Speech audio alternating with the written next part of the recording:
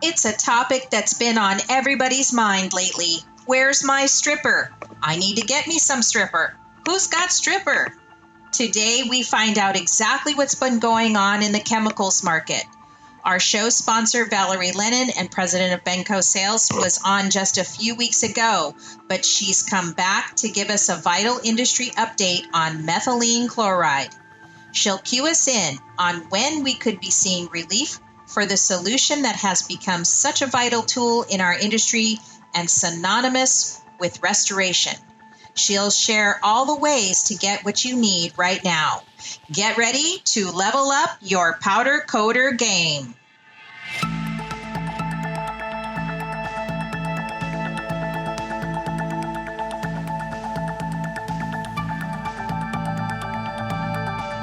Welcome to a quick update of the Powder Coater podcast. I know a lot of you out there have been wondering what's going on. How come I can't find any stripper to chemically strip my rims? I'm all out. I'm on some long wait list. Nobody's calling me. What do I do? So back here with another update is Valerie Lennon from Benco, and she's here to talk to us about the whole chemical situation, the status of chemicals and getting them on her end, navigating the supply chain issues that we're having across the nation, and then to follow up, like, how can we get it through Valerie's company? So welcome back, Valerie.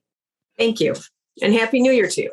Yes, it's a good time to be doing a podcast, especially when we keep reading everything every day is about supply chain and shortages, and it's happening all over our country. It's in supermarkets. It's in the chemicals we order for our business. And it kind of got scary for me. I know I was on the list for a really long time to get our stripper. And it was when I was out of something that I realized, oh my gosh, if we can't strip, how are we going to make money? It kind of got a little panicky for me. Of course, I live on an island, so we're always buying extra water, extra toilet paper, extra everything, because, you know, the local storm will come through or a hurricane or something, and we're always out of everything anyways. So I already have that built in to me, but there's a lot of people that just rely on stuff every day and can get it pretty easily, but there are some areas out there that are struggling. So give us an update on the whole chemical situation in general and the whole supply chain from your perspective. It's affecting everyone in every way, just like you said. It is so difficult to get from plastic pails to drums to chemicals, and the shipping is a problem as well. But we've begun to get a steady flow of the crucial chemicals that we need, especially for our B17. Our B17E Eco Strip, I have plenty in stock, and we're building tanks and shipping those out. So that part is good. So at least I don't have that stress. B17 has been a problem. But what we do is we take back orders. If you need, we like you to plan ahead and call in, place an order, and get in line. And so what we do is the minute we get enough product, raw materials, we make huge batches of it. And then we fill everybody in the order that they ordered, in the order the orders came in. Because we value everyone, and we want everybody to be able to continue their business and keep things going. And B17 is a big part of the powder coating business because it strips so well. It does.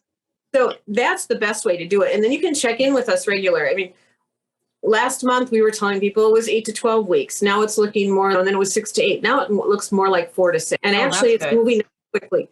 But people have to realize that we make 30 different removers. We make furniture removers. We make all kinds of things. Yes, B17 has grown to be a huge item.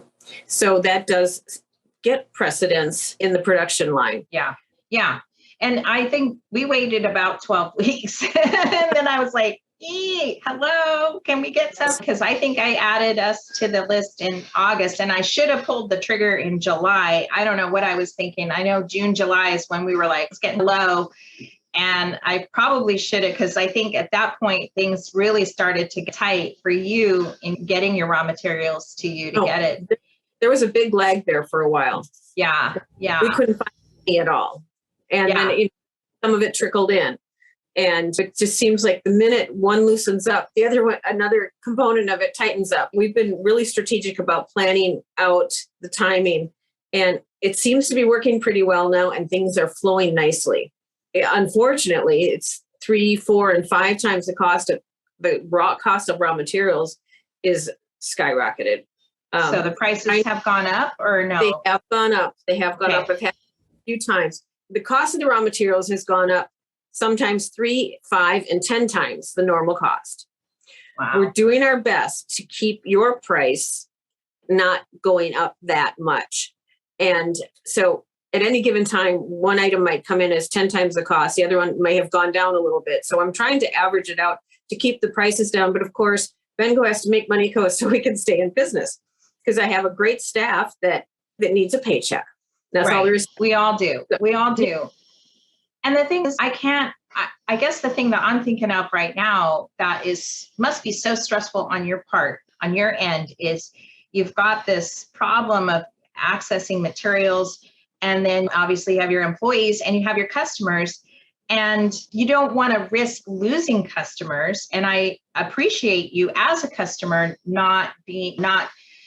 you're trying to limit the expansion of pricing, but we're all experiencing it, even in meat and all the dairy, everything stuff. And the thing is, I appreciate that, because you can run that risk of losing customers to someone else, but then it's also a wider problem for all chemical manufacturers, not just Benco. There are other companies out there. So it's not just exclusive to Benco, is what I mean to say.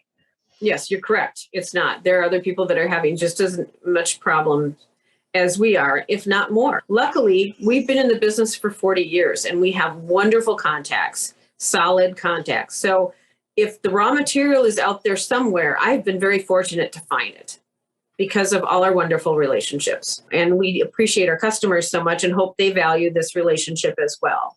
Yeah, I'm sure they do. And they just, sometimes we had something happen earlier about a year ago. We started having issues ordering from a certain powder supplier, and everybody was left guessing, and they weren't talking to anybody. They weren't communicating with their customers. And when you don't communicate with customers, then people are left guessing. And then the next thing they know, they're like chitty-chatting. It's this, it's that, they're conjecturing, and then that's not good for brand either. So I appreciate you coming on the show today to talk about that. And thank you for having me, because we've heard a lot about that. People are getting really upset, and I'm sorry you're upset. We're working as fast as we can. But if you have concerns or questions, just call the office. We have a great customer service team that will help explain where we're at. Yeah, and great. We're filling as quickly as possible, and we're filling as the orders come in that order. Awesome.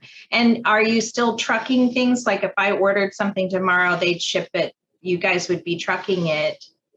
You were having issues with trucking, or was it just that you were trying to get the chemicals to you and the trucking problem was on the other side of the trade, right? It was coming both ways. We were having an issue. The trucks that are the FedEx carriers, the Saia, the XPO, all those people that were coming to our plant to pick up for shipping out, they were being delayed as well.